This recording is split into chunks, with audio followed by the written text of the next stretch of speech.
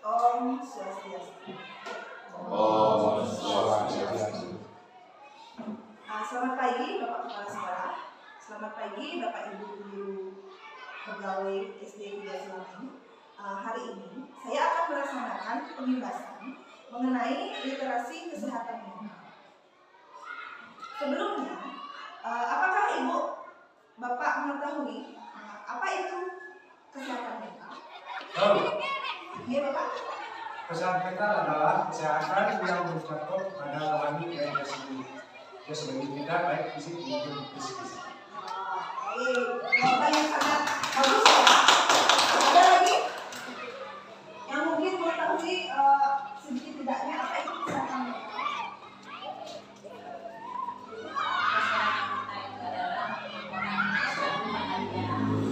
Orang itu selalu bahagia. Ya, mungkin suasana ini jadi. Ya, terima kasih Bapak Ibu. Sudah memberikan penilaiannya mengenai kesehatan mental. Ya, sekarang saya akan memberikan materi mengenai literasi kesehatan mental. Literasi itu membaca, mengetahui kesehatan mental itu seperti apa. Jadi kesehatan mental adalah suatu keadaan sejahtera di mana setiap orang menyadari potensi dirinya maupun mampu menghadapi tekanan normal dalam kehidupan, dapat bekerja produktif dan bermanfaat, serta mampu memberikan kontribusi dan berpartisipasi dalam komunitas. Tujuan literasi kesehatan mental memiliki pemahaman umum tentang bagaimana tubuh dan pikiran yang sehat berfungsi, mengetahui tentang gangguan mental yang umum, mengetahui bagaimana dan gimana mencari dukungan kesehatan mental ketika mereka membutuhkan. Nah, adapun manfaat dari literasi kesehatan mental. Literasi yang rendah berkorelasi dengan tingkat depresi, kecemasan, stres yang berlebihan. Literasi kesehatan mental yang rendah memperkuat stigma terhadap gangguan mental dan menjadi penghalang bagi penggunaan layanan kesehatan mental serta intervensi pengobatan. Jadinya kalau misalnya mentalnya itu rusak seperti itu, kalau kurangnya pendidikan atau literasi tentang kesehatan mental, kemungkinan cara mengobatinya itu salah seperti itu. Kalau kita tidak tahu apa itu kesehatan mental yang sebenarnya. Selanjutnya, literasi kesehatan mental memungkinkan seseorang membuat keputusan yang tepat tentang kesehatan mentalnya serta memfasilitasi intervensi diri dan pengobatan yang sesuai. Nah, di sini ada ciri-ciri kesehatan mental yang baik. Mungkin Bapak Ibu dapat mengoreksi diri ya. Di situ mental kita sudah baik apa belum? Nah, seperti itu. Di sini ada beberapa contohnya, yaitu stabilitas emosi, mampu bersikap tenang dan mengelola emosi dengan baik bahkan di masa-masa sulit. Lalu keyakinan diri ini memiliki kepercayaan diri dan bisa menghargai diri sendiri. Selanjutnya, hubungan sehat, keterhubungan dengan orang lain dan mempertahankan persahabatan yang mendukung, komunikasi yang baik dengan orang lain, hubungan yang baik dengan orang lain seperti itu. Selanjutnya, kemampuan untuk mengatasi stres, kemampuan mengelola stres sehari-hari dengan cara yang sehat, bukan dengan menghindar atau reaksi berlebihan. Pola pikir yang sehat, mampu fokus saat beraktivitas, membuat keputusan dan memecahkan masalah secara efektif, bukan menambah masalah ya, tapi menyelesaikan. Selanjutnya ada kesadaran diri, mampu mengerti perasaan dan pikiran dan perilaku diri sendiri. Yang terakhir adalah resiliensi, kemampuan seseorang untuk bertahan, bangkit dan beradaptasi secara positif ketika menghadapi tekanan, tantangan dan situasi sulit dalam hidup. Ya, baik Bapak Ibu sekalian, itulah ciri-ciri kesehatan mental yang sudah saya terangkan sedikit. Kemungkinan coba Bapak Ibu lihat pada diri sendiri, apakah kesehatan mental, ciri-ciri kesehatan mental yang baik itu ada dalam diri Bapak Ibu? Kalau ada, saya sangat bersenang hati ya, karena gangguan kesehatan mental juga terkadang kita tidak menyadarinya. Dan adapun gangguan kesehatan mental, ada beberapa gangguan kesehatan mental yang mungkin kita abaikan ya. Nah, ini ciri-ciri umum gangguan kesehatan mental. Itu ada perubahan mood yang signifikan dan berkelanjutan. Misalnya paginya lagi happy gitu, tiba-tiba saja marah-marah, dan itu berkelanjutan dan menjadi-jadi. Nah, seperti itu ya.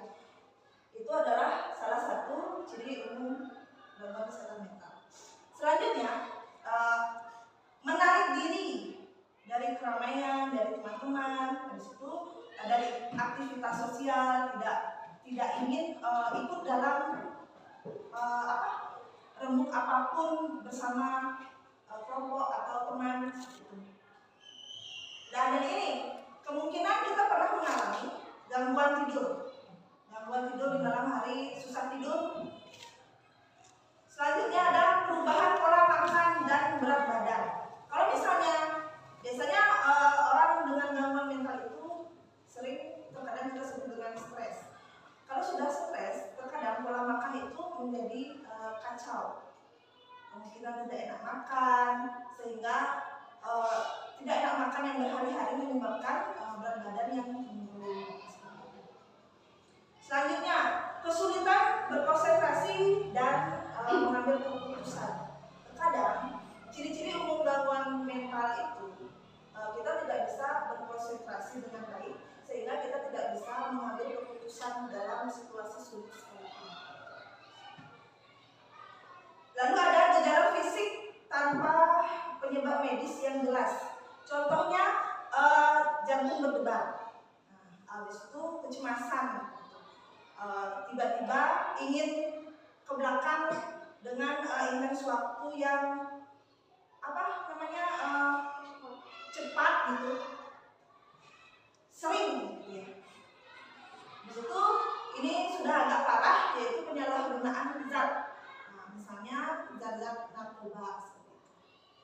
Selanjutnya ada perubahan perilaku yang tidak biasa, kemungkinan sudah kecenderung ke gila mungkin ya, misalnya ketawa sendiri seperti itu ya. Kira-kira Bapak Ibu ada merasakan ciri-ciri umum kesehatan mental ini? Mungkin ya, kalau paling sering mungkin gangguan tidur ya.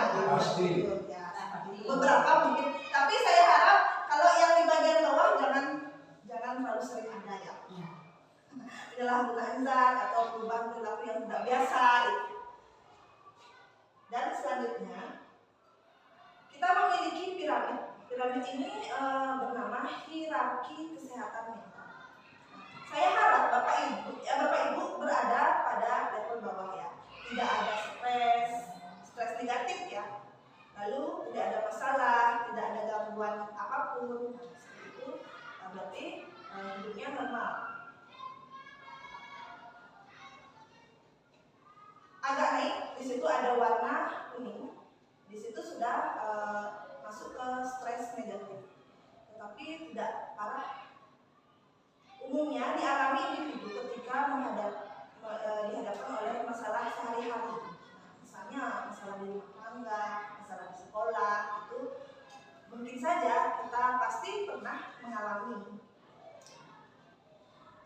Di situ contohnya ada perasaan kecewa, pesimis, sedih, marah, kesal. Itu adalah. Selanjutnya di warna jingga itu ada individu menghadapi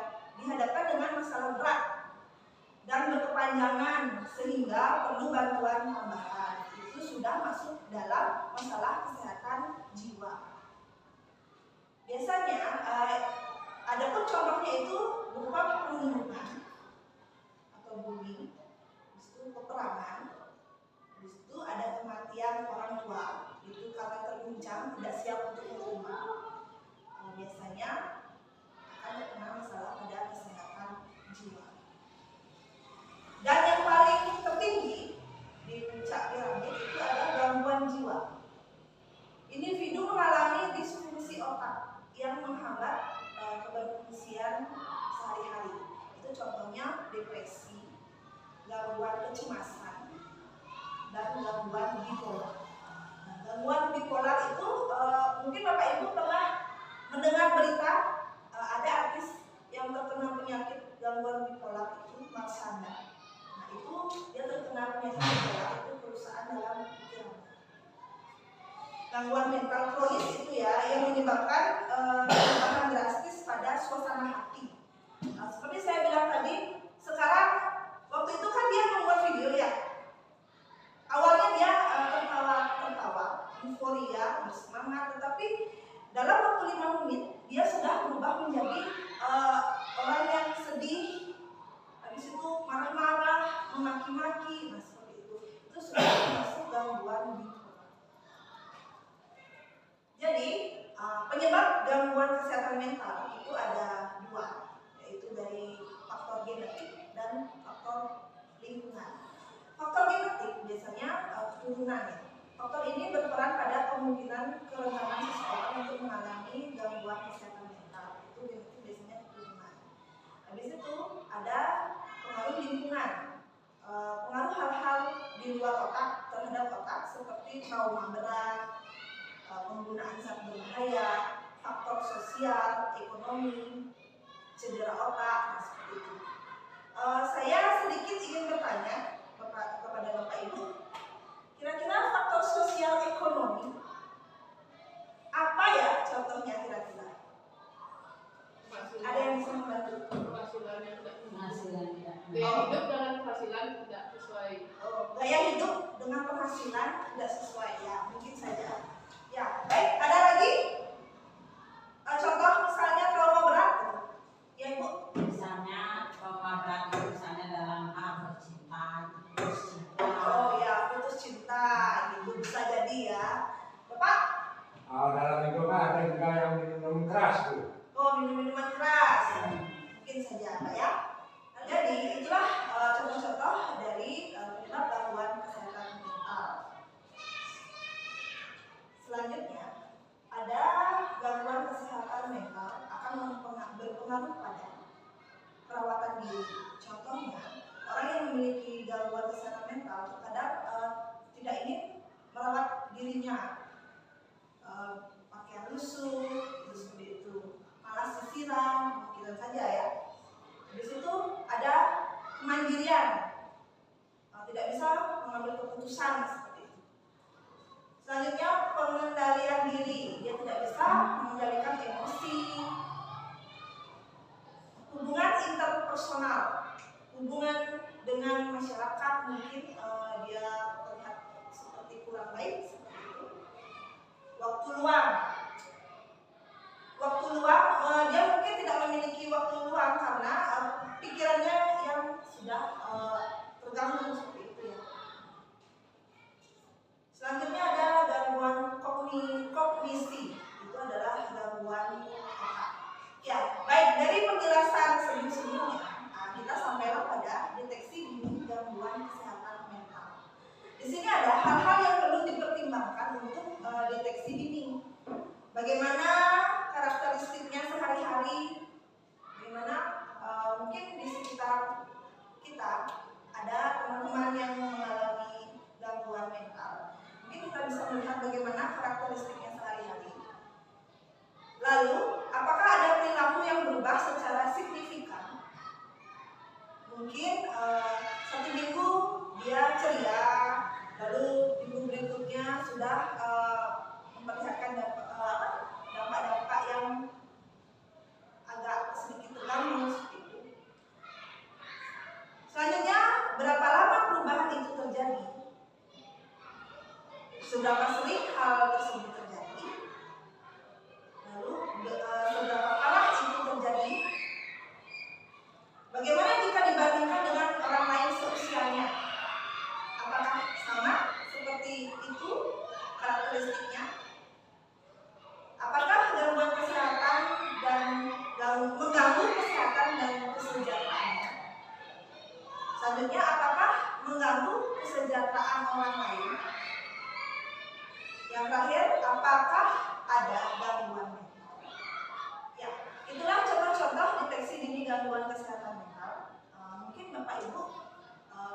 bukan di lingkungan sekolah aja, mungkin di lingkungan masyarakat, ibu bapak menemukan ada yang berperilaku seperti mencontoh seperti itu.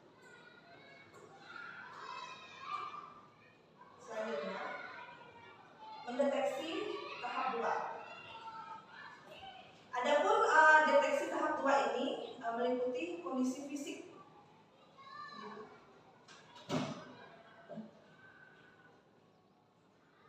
Ini contohnya kondisi fisik merupakan keluhan yang berkaitan dengan kondisi biologis seperti sakit kepala, sakit perut, gemetar, sesak, seperti itu.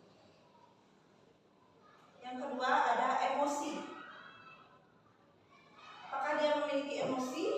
Mungkin yang berlebihan seperti sedih dan perasaan tidak berdaya, menjadi cengeng, mudah marah, cemas, gelisah, khawatir, seperti itu.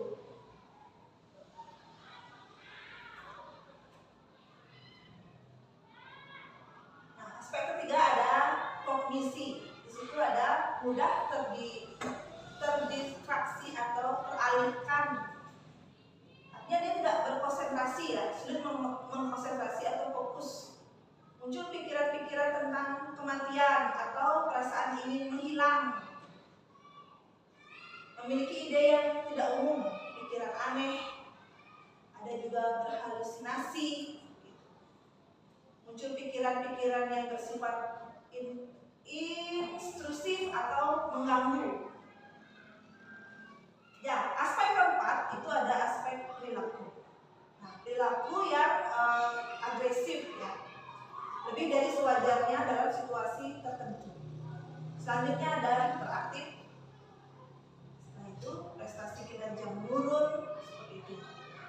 Gangguan nafsu makan, masalah tidur,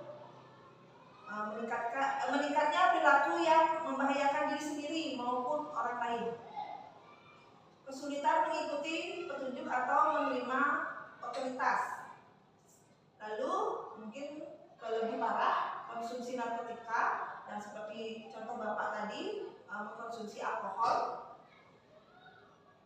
Menghindari situasi yang membuat dirinya teringat pada masalah yang sedang dihadapi. Mungkin dia tidak ingin mengulang lagi pikiran yang kacau dulu, jadinya dia selalu menghindar. Itu adalah 4 deteksi dari gangguan dini kesehatan mental.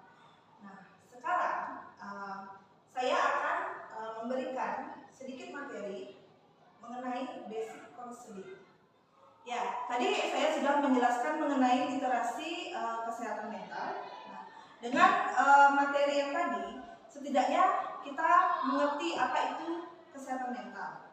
Nah, sekarang untuk lebih paham lagi mengenai kesehatan mental, kita juga perlu mempelajari mengenai basic counseling.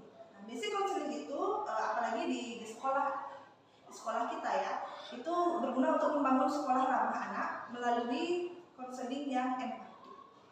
Dan adapun materinya seperti ya, kita akan membahas materi mengenai basic counseling. Basic counseling itu dasar dari counseling. Definisi konseling itu adalah bantuan profesional dalam menghadapi masalah pribadi, termasuk masalah emosional, perilaku, vokasional untuk pekerjaan, karir, perkawinan, pendidikan, rehabilitasi, serta masalah pada tahap-tahapan kehidupan, misal masa pensiun. Konselor menggunakan berbagai teknik seperti mendengarkan secara aktif, memberikan bimbingan, nasihat, diskusi, klarifikasi, dan pelaksanaan tes. Selanjutnya ada konteks pendidikan. Suatu proses relasi interpersonal yang terstruktur berlandaskan prinsip-prinsip psikologi dan etika yang bertujuan membantu individu. Di sini karena kita di sekolah, jadi ke siswa mencapai pemahaman diri, penerimaan diri, dan pengembangan potensi melalui teknik-teknik seperti mendengarkan secara aktif, klarifikasi, memberikan umpan balik, serta membimbing dalam pengambilan keputusan sehingga siswa dapat berkembang optimal sebagai pribadi maupun anggota masyarakat ke depannya. Adapun catatan penting, sebelum saya lanjut, biar Bapak Ibu tahu, konselor itu adalah orang yang memberikan bantuan, bimbingan, seperti itu. Kalau konseli itu adalah orang yang memerlukan bantuan dalam permasalahannya, baik itu teman sejawat atau siswa itu sendiri. Nah, di sini ada konselor berperan memberdayakan konsili sehingga mereka bisa secara mandiri atau membantu dirinya sendiri. Lalu ada kualitas relasi dalam konseling sangat mempengaruhi efektivitas dan keberhasilan dalam proses tersebut. Ya, selanjutnya dalam basic counseling kita juga harus mengetahui teknik-teknik dalam konseling. Di sini ada attending atau perhatian, keterampilan micro skill fundamental yang melibatkan perhatian penuh dan terfokus konselor kepada klien atau konseling. Ajakan untuk berbicara itu contohnya memberikan respon,